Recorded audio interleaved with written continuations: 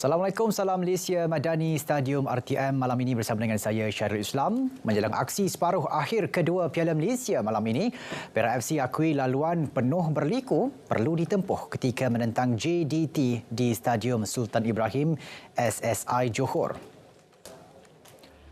Menurut Ketua Jurulatih Perak FC Yusri Shelah, pasukannya bukan hanya perlu memadamkan defisit 3 jaringan yang dimiliki JDT, malah skuad Harimau Selatan belum pernah tewas apabila beraksi di gelanggang sendiri, khususnya dalam perlawanan Liga di peringkat domestik.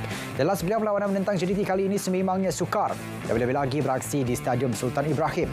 Bagi Yusri, perlawanan yang dijadual berlangsung pukul 9 malam ini akan dijadikan sebagai medan terbaik untuk mengekalkan prestasi pemain bagi mengharungi baki 3 perlawanan Liga Super. Pada aksi separuh akhir pertama di Stadium Perak pada 19 Oktober lepas, menyaksikan skuad The Boss Gaurus tumpas 1-4 kepada skuad bimbingan Esteban Solari. Masa melibatkan aksi Piala Malaysia 2023, ketiadaan perancang utama Nurilo Tutasinov jejaskan sedikit persiapan Terengganu FC. TFC dalam menghadapi perlawanan separuh akhir kedua menentang Kuala Lumpur City FC KL City malam esok. Ia diakui jurulatih TFC, Tomislav Trembukna. Jelas beliau pemain kelahiran Uzbekistan itu tidak dapat diturunkan pada perlawanan malam esok selepas digantung perlawanan gara-gara kutipan kad kuning.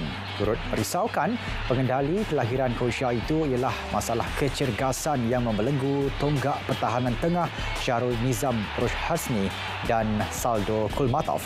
Menurut pengendali TFC itu, sandaran kini diletakkan kepada pemain naturalisasi Liridon Krasniki dan Omid Nazari untuk membantu ketua pasukan Habib Harun di bahagian tengah dalam aksi di Stadium Sultan Mizan Zainal Abidin. Dalam pada itu, Trembukna turut menjangkakan aksi malam esok berpotensi dihirit ke masa tambahan atau penentuan penalti sekaligus menuntut kekuatan mental semua pemain TFC.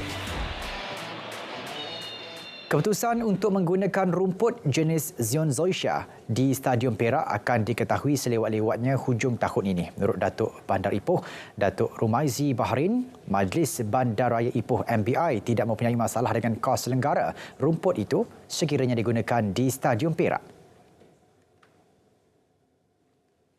Katakan kalau kita main dalam tahun depan, kalau dia perlukan rest untuk 6 bulan ke 8 bulan, player Perak nanti nak main di mana? Kemudahan kan.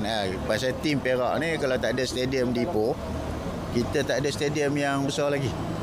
Jadi banyak benda-benda yang betul lah. Isu pentadbiran.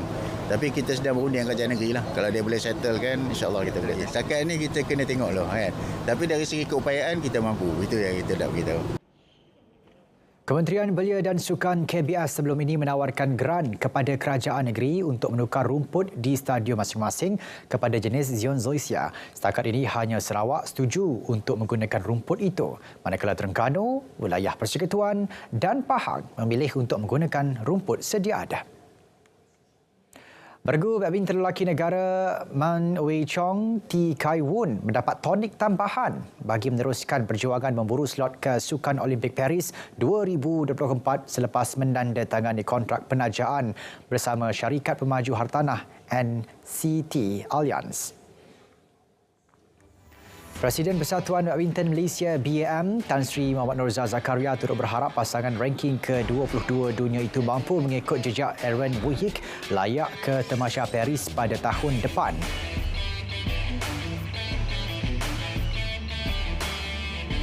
Pertama sekali, kita kalau dulu kita tak ada ikon, tak ada world champion. So kita dah ada world champion, sebab tu Aaron dengan Soh ada hari ini. Kita mahu pemain-pemain men's double kita seperti Ma dan Kai Woon ini mengikuti jejak Aaron dengan Soh. Perjalanan Aaron dan Soh itu bukanlah mudah. Kita lihat pun baru ni di Denmark Open beliau memenangi World Tour yang pertama. Tapi beliau juga kedua-dua Aaron dan Soh telah mencatat sejarah sebagai Malaysian yang pertama World Champion.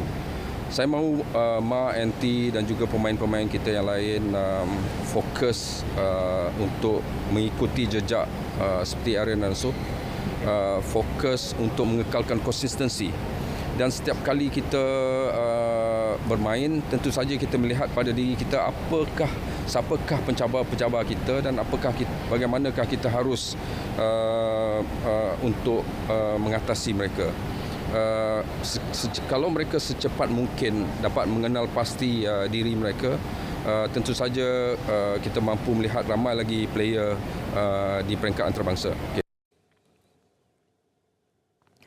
Baik, untuk perkembangan sukan luar negara, kita mulakan dengan perkembangan saingan Piala Liga Inggeris. Manchester United gagal melangkah ke saingan suku akhir kejohanan selepas tewas 0-3 menentang Newcastle awal pagi tadi.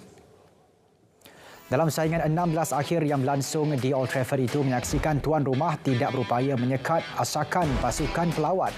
Gol awal Newcastle diperoleh menerusi Miguel Almiron pada minit ke-28 sebelum Lewis Hall menjadikan kedudukan 2-0 pada separuh masa pertama. Aksi pada babak kedua dilihat berlangsung lebih sengit dengan Manchester United cuba untuk bangkit menerusi beberapa percubaan tepat.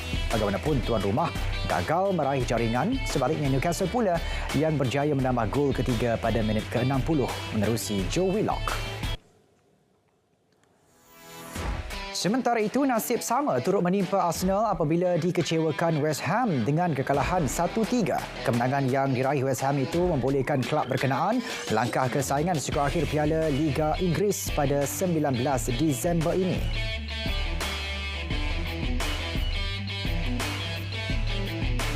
Di Stadium Vitality pula menyaksikan tuan rumah Bournemouth tewas 1-2 menentang Liverpool. Pada aksi suku akhir nanti, Liverpool dijadual menentang West Ham bagi merebut slot ke saingan 4 terbaik.